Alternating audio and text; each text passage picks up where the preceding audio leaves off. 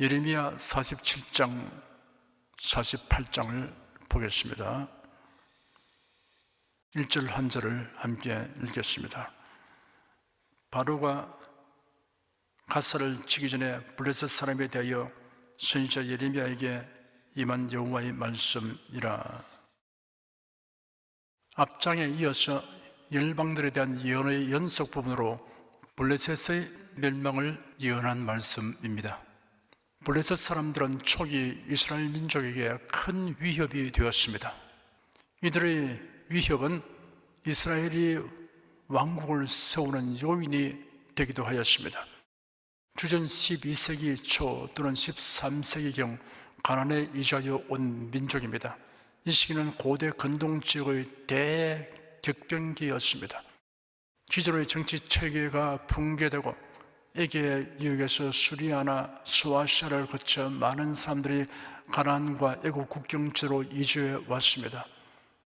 그리스와 발칸 지역, 심지어는 더 먼 북쪽 지역에서 온 해양 민족들이 헷제국을 멸망시키고 애굽을 위협하면서 남쪽으로 이동하였습니다. 블레셋 사람들은 이 해양 민족들 가운데서 특별히 애굽 국경 지역으로 밀어닥친 민족이었습니다. 해안 지역에 정착한 이들은 점차 영토를 확장하였습니다.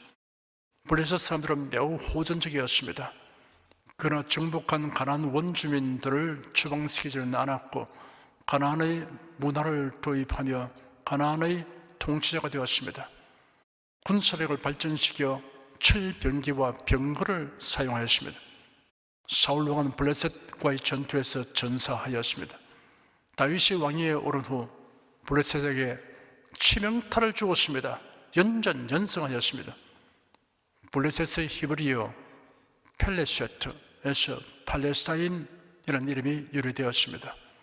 2절 한 절을 함께 읽겠습니다. 여호와께서 이같이 말씀하시되 보라, 물이 북방에서 일어나 창일하는 시내를 이루어 그 땅과 그 중에 있는 모든 것과 그 성읍과 거기 가는 자들을 음몰시키리니 사람들이 부르짖으며 그 땅 모든 거민이 애곡할 것이라.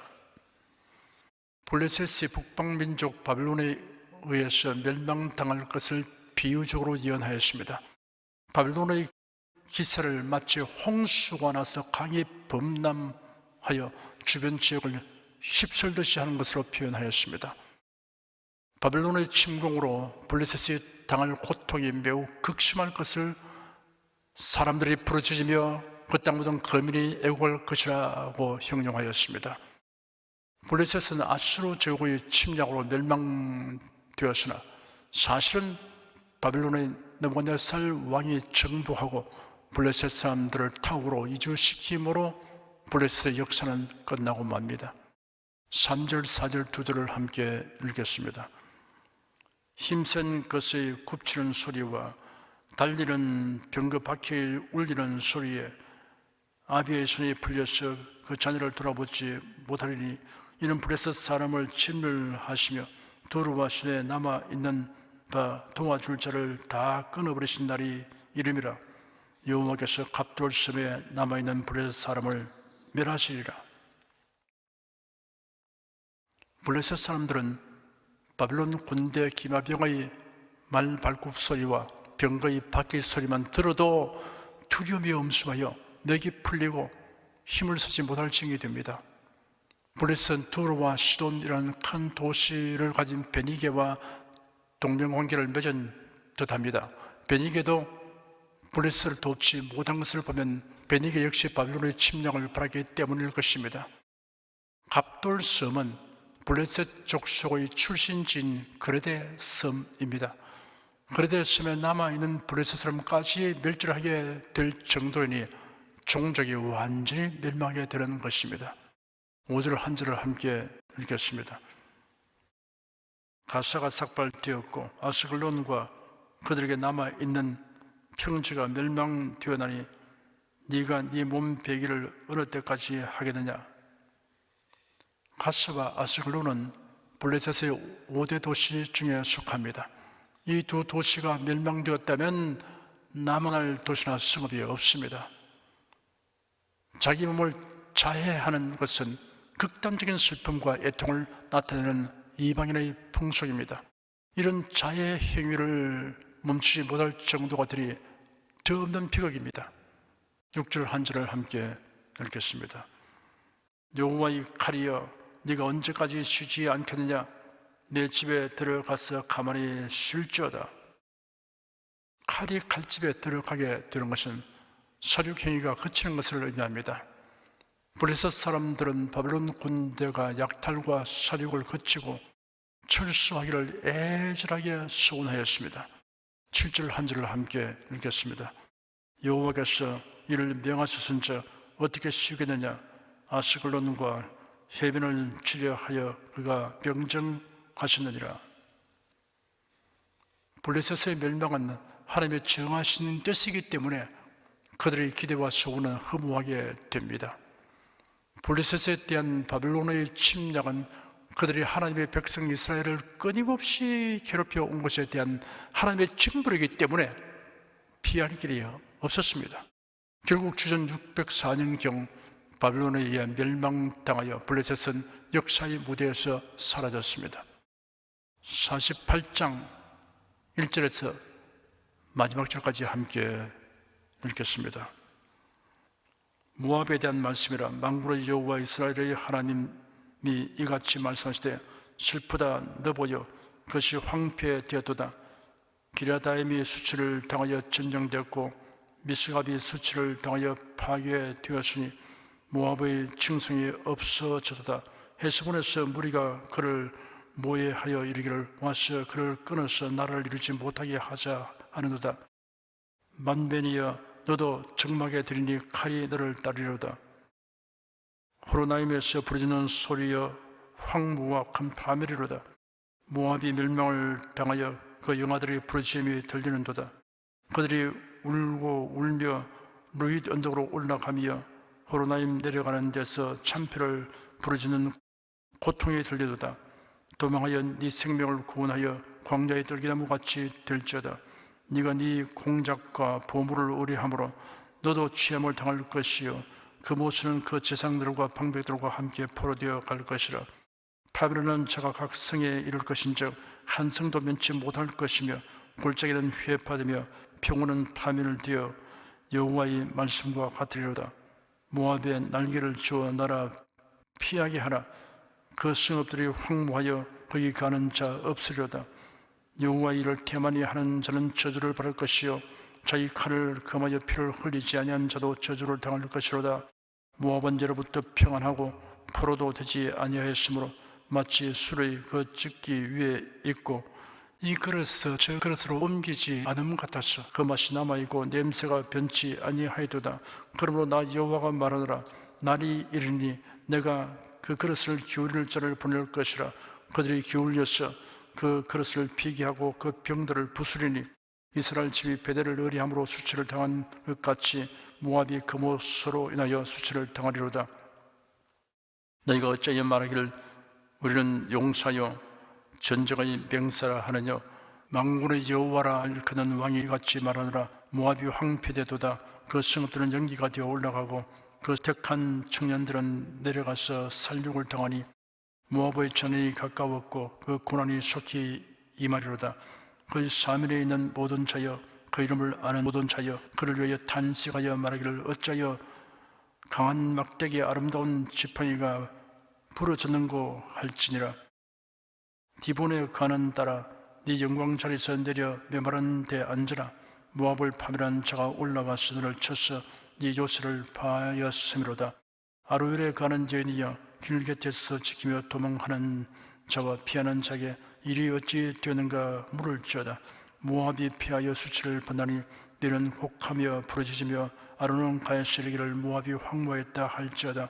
심판이 평지에 임하나니 곧 홀론과 야사와 메바앗과 디본과 너보와 베티 블라데임과 기라다임과 벳가물과 벳몬과 그리옥과 보스라와 모압 땅 원근 모든 성이로다. 모압의 뿔이 찢겼고 그 팔이 부러졌도다. 여호와의 말이니라. 모압으로 취하게 할지어다. 이는 그가 나 여호와를 거스려 자만함이라. 그가 그 토한 것에서 굴무로 조롱거리가 되리로다. 네가 이스라엘을 조롱하지 아니하였느냐? 그가 도적 중에서 발견되느냐? 네가 그를 말할 때마다 네 머리를 흔드는도다. 모압 거민들아, 너희는 성읍을 떠나 바위 사이에 거할지어다. 깊은 골짜기 여기에 기다리는 비둘기같이 할지어다. 우리가 모압의 교만을 들었나니 심한 교만 곧 그 자고와 오만과 자근과 그 마음의 거만이로다. 나 여호와가 말하노라. 내가 그 노함의 허탄함을 아노니 그가 자긍하여도 아무것도 성취지 못하였도다. 그러므로 내가 모압을 위하여 울며 온 모압을 위하여 부르짖으리니 무리가 길헬에서 사람을 위하여 슬퍼하리로다. 신마이 포도나무여, 너희 가지가 바다를 넘어 야셀 바다까지 뿌렸더니 너희 여름 실과와 포도의 파멸한 자가 이르렀으니 내가 너를 위하여 곡하기를 야셀의 곡함보다 더하리로다. 기쁨과 즐거움이 옥토와 모압 땅에서 빼앗기도다. 내가 포도주 털에 포도주가 없게 하리니 외치며 밟는 자가 없을 것이나 그 외침은 즐거운 외침이 되지 못하리로다. 헤스본에서 엘레알레를 지나 야하스까지와 수발에서 호로나임을 지나 에글라 셀레시아까지의 사람들이 소리를 발하여 부르짖으면 니무림의 물도 말랐음이로다. 나 여호와가 말하노라.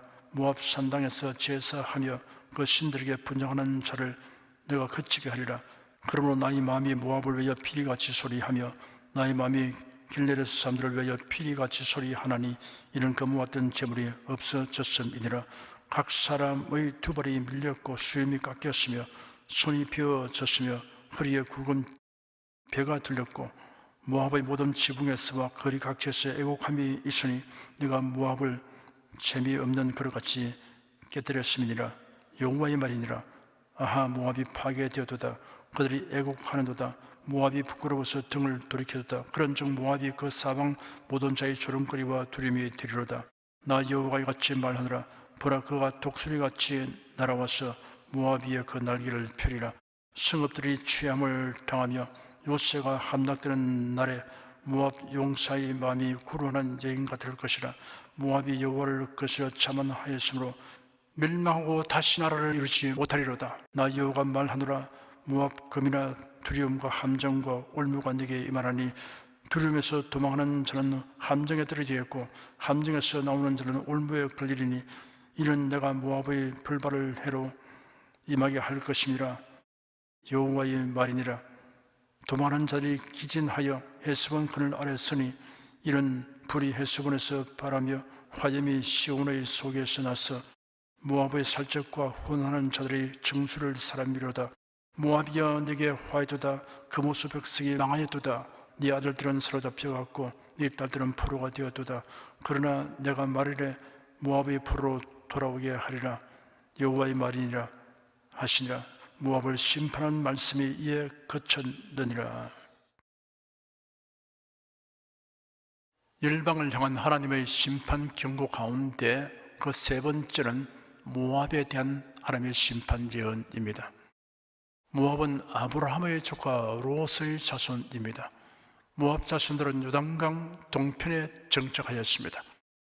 이스라엘 민족과는 혈연으로 매우 가까운 민족이므로 애굽에서 나온 이스라엘 백성들이 가나안 땅을 향해 진행할 때 모압을 침공하지 않도록 하라는 하나님의 명령이 있었습니다. 그런데도 모압은 이스라엘에 대하여 늘 적대시하였습니다. 모압 민족이 섬기는 신은 금오수였습니다. 이스라엘의 우상 숭배에 영향을 미쳤습니다. 이러한 일들로 인하여 하나님이 심판하셨습니다. 모압은 포도 재배와 목축을 하였습니다. 그리고 남북으로 불어있는 무역로 득택에 경제적으로 여유가 있었습니다. 모압 민족의 거주지는 사해 남동쪽 해안의 해발 915m 되는 고원지대였어 그 자체가 난공불락의 요새 역할을 하였습니다. 오랜 세월 동안 이 민족의 침을 받지 않고 번영할 수 있었습니다. 이런 조건들로 인하여 모압은 아주 교만하게 되었습니다. 우리는 용사요, 전쟁의 용맹한 병사라고 떠버리었습니다. 그러나 하나님의 심판의 도구인 바벨론 군대의 침략으로 순식간에 성읍들이 점령되었습니다. 포도밭이 황폐화되고 성읍은 무너지고 불탔습니다. 어디에 가도 통곡 소리뿐이었습니다. 날개가 있어 날아가면 몰라도 바벨론 군대를 피할 방법이 없었습니다. 바벨론 군대는 마치 독수리가 신속하게 날아가서 먹이를 덮치듯이 하였습니다. 모압의 군대는 속수무책으로 당하였습니다. 모압은 유다 나라보다 4년 후인 주전 582년에 바벨론의 느부갓네살 왕에 의하여 멸망당하였습니다. 모압이 하나님의 심판을 받게 된 요인들을 정리해보면 이러합니다. 첫째, 번영하고 평안함으로 인하여 교만하게 되었습니다. 지리적인 천혜의 조건으로 인하여 도로 농사와 목축이 잘 되었습니다. 경제적으로 넉넉하여 강한 군대를 양성하였습니다. 그래야 자만심과 교만이 가득 찼습니다. 번영의 위험이 이러한 것입니다. 이런 교훈적인 이야기가 있습니다. 악령들이 모여 기독교인을 해치는 효과적인 방법에 대한 토론을 하였습니다. 그중 하나가 제안하기를 기독교인을 박해하여 죽이자고 하였습니다. 그러자 다른 악령이 반대했습니다. 기독교인은 순교를 가장 큰 영광으로 여기기 때문에 효과가 없다고 하였습니다. 그중 또 하나가 말하기를 이들을 감옥에 가두자고 했습니다. 그래서 다른 악령이 반대했습니다. 감옥에 넣어놓으면 기도를 많이 하기 때문에 우리의 세력이 약해진다고 하였습니다. 그중 또 다른 악령이 제안하기를 환난을 당하게 하자고 하였습니다. 그러자 다른 악마가 말하기를 환난을 당하면 신앙이 더 강해지니 역효과라고 하였습니다. 그러자 다른 악령이 말했습니다. 번영하게 해야 한다고 하였습니다. 다른 악마들이 무엇 때문이냐고 물었습니다. 번영하면 세상 일에 바빠져서 신앙생활을 등한히 하게 되어 믿음이 다시게 되는 한편 교만하게 되어 하나님의 심판을 받게 될 것이라고 하였습니다. 어떤 경우에도 변함없이 주님을 사랑하고 섬기며 온유하고 겸손한 사람에게는 마귀의 모든 계획가 무용지물입니다. 둘째, 선민 이스라엘을 적대시하고 괴롭혔습니다. 사사시대 이스라엘과 모압은 적대 관계가 계속되었습니다. 이스라엘이 18년 동안이나 모압을 섬긴 적도 있었습니다. 하나님의 백성을 괴롭히고 해치는 행위는 하나님의 심판을 자초하게 합니다. 셋째, 우상 숭배하였습니다. 그들은 우상의 팔에 자식을 안겨 불태워 죽이는 인신 제사를 하였습니다. 그들이 섬기는 금오소 신이 그들에게 안정과 번영을 주는 것으로 믿었습니다. 우상 숭배하면서도 형통하게 되는 것은 큰 불행입니다. 우상 숭배를 벗어날 계기를 만나지 못하게 되고 우상 숭배에 더 깊이 빠져들게 될 것이기 때문입니다. 우상 숭배는 죄악 중에 가장 큰 죄악입니다. 우상 숭배하는 자들의 결말은 멸망입니다. 기도하겠습니다.